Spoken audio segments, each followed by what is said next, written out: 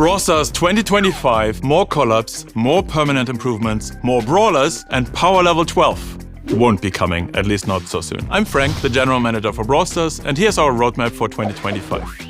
First off, we will continue having time-limited events and collaborations with other brands. They're a great way for us to both attract new players and to re-engage with our previous players. So they're great for the game's growth and health. Also, it's just plain fun to work with iconic IPs. But we heard you. You also want permanent features and quality of life improvements, not just time-limited events. And we agree. So this is our plan. For every update in 2025, we want to add smaller permanent fixes and quality of life changes. Things like performance improvements, getting rid of annoying bugs, making it easier to choose brawlers in ranked, and so on and so forth. And for every other update, so about every 4 months, we would like to either release a new big feature or rework old ones that are not fun anymore or performing so well anymore, like Mega Pig. And that's the general structure we want to apply for updates in 2025. But now let's go deeper into each update and what we have planned.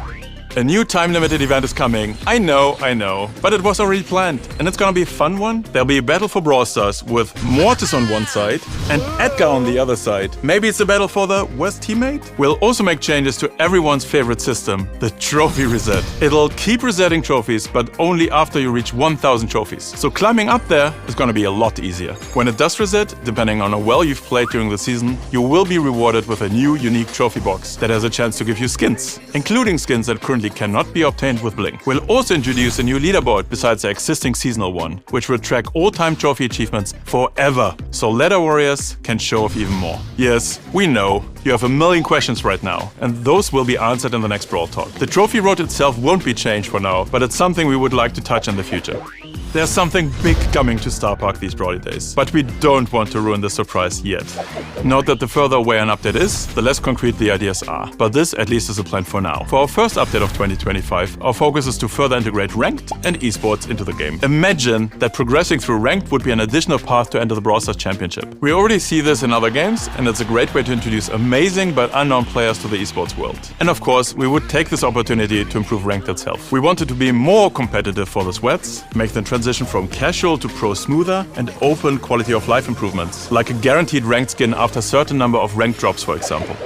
A really, really cool color. Can you guess what it could be? And some small improvements to gameplay alongside it. We would like to rework the Mastery system, or Trophy Road, or maybe even both. With the Trophy Road, we've been thinking about integrating it fully with the Star Park lore, which is currently only really explored on our social channels and almost non-existent in the game. There are so many amazing stories to tell in Star Park, and we want to tell them. We're also looking at something many of you asked us for. Should we explore achievements? Another, you guessed it, collab! And if everything goes according to plan, all brawlers should have hypercharges in this update, meaning that every new brawler after that would be released with a hypercharge ready to unlock at launch. So, if everyone has a hypercharge, is it time for power level 12? No, we genuinely don't think that's the answer, but to be honest, we don't know what would be the next step. It's time to lock Adrian back in the design dungeon. We currently have a PowerPoint inflation for long-time players, and if you're in this situation, you are more hungry for new abilities and changes. At the same time, newer players don't experience either of these issues. So, the question for us now is, can we create something new that feels fun? That's another expression for skill and would be upgraded mostly with PowerPoints. Would that be possible? We think so.